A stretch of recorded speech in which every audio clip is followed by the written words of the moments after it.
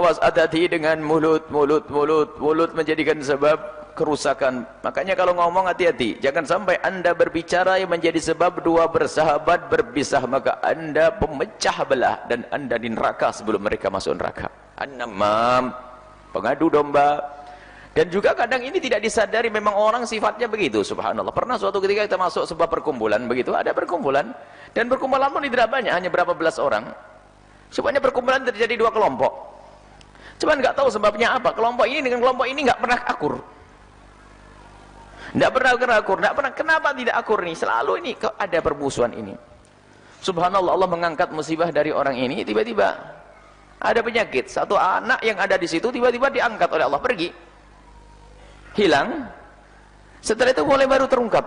Setelah tidak ada orang ini mulai aman. Akhirnya terungkap. Serupanya dia ngomong di sini begini, ngomong di sini begini, ngomong di sini begini, ngomong di sini begini.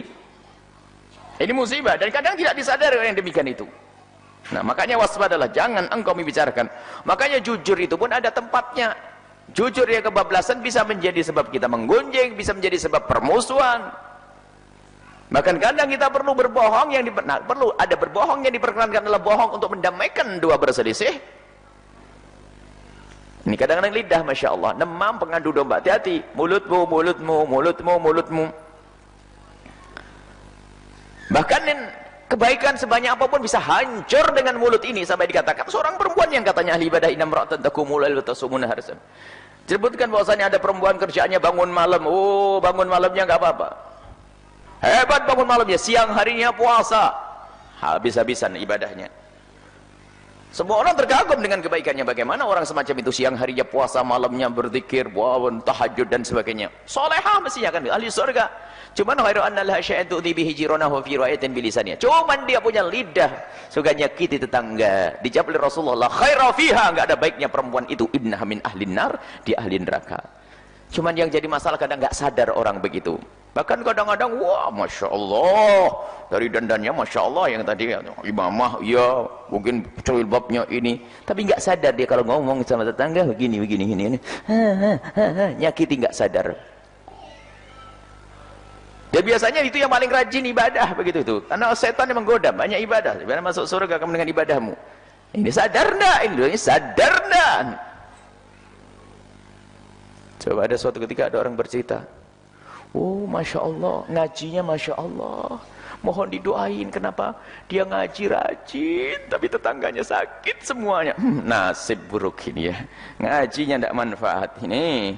Makanya ngaji yang benar didengar dengan hati. Dia ingin baik, belajar di sini. Ada ngajinya baik, tapi tetangga semuanya ngusap dada. Nah, hati-hati ya. Bahkan kadang ngerasa kalimat yang menyakitkan itu sendiri kadang-kadang bukan kalimat kotor, kalimat jelek, kalimat baik. Cuman orang tidak bisa menata kapan kalimat baik itu disampaikan. Kadang-kadang urusannya ngajak sholat, ngajak ngaji, cuman dasar memang akhlaknya jelek, ngajak kebaikan pun jelek jadinya, nasib buruk. Tapi kalau orang ngelembut ini berbahaya juga kalau tidak benar tujuannya. Kalau orang kalimatnya indah, ngajak jahat jadi jahat. Karena sifatnya itu benar dia, sifat tutur katanya manis, lembut, menjadi orang terpesona, penjelasannya jelas, wa inna minal bayani lasihra, menjadi orang kayak tersihir. Tapi ada orang ngajak kebaikan pun ternyata memang dasar lidahnya lidah kasar, nggak berakhlak, maka orang nggak seneng dengan dia. Sehingga betul Nabi membawa kebenaran al-haq, tapi kebenaran hak yang dibawa Nabi dibungkus dengan akhlak. Nah ini, makanya masuk kemana-mana.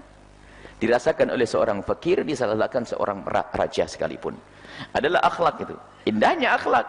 Bahkan sebelum melihat ilmu yang lihat akhlak, oh ada apa di balik ini semuanya. Dia melihat wajah berakhlak, perilaku berakhlak sudah. Bahkan dikatakan lisanul hal antok atau afsah min lisanil maqal. Perilakumu yang mulia itu lebih fasih, itu ceramah sebetulnya, lebih dahsyat daripada omonganmu. Tapi berikapmu enggak benar. Jadi perlilasanul hal nih, kerjaan, senyummu, sapaanmu. Nah, ini ada orang ngaji tapi kalau tetangganya pusing semuanya. Padahal dia juga baik loh Bu ya. Baik gimana? Ngajak ngaji. Oh ya akhlaknya enggak benar. Ngajak ngaji tapi nyakiti sama orang. Nabi mengatakan basyiru wa la tunaffiru. Karena ini kenyataan kami sampaikan, ada berita semacam itu.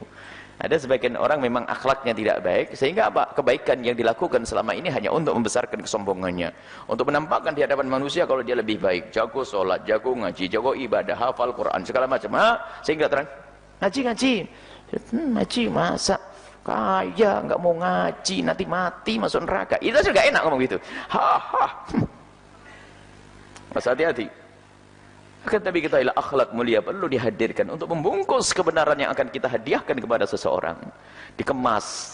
Tapi akhlak bukan kemasan, akhlak adalah hakikat. Hadiah juga akhlak itu. Sampai yang mengatakan sedekah, kalau kamu tidak bisa sedekah paling tidak antal ko akhaka biwajhin talik. Kalau engkau enggak bisa kasih duit pada seseorang, paling tidaklah wajahmu berseri-seri dengan senyum yang kau berikan kepadanya, termasuk bagian sedekah. Sampai tabassumuka ala wajhi akhika sadaqah. Senyummu itu adalah juga sedekah. Sampai derajat begitu. Yang indahlah wajahnya, yang baiklah wajahnya.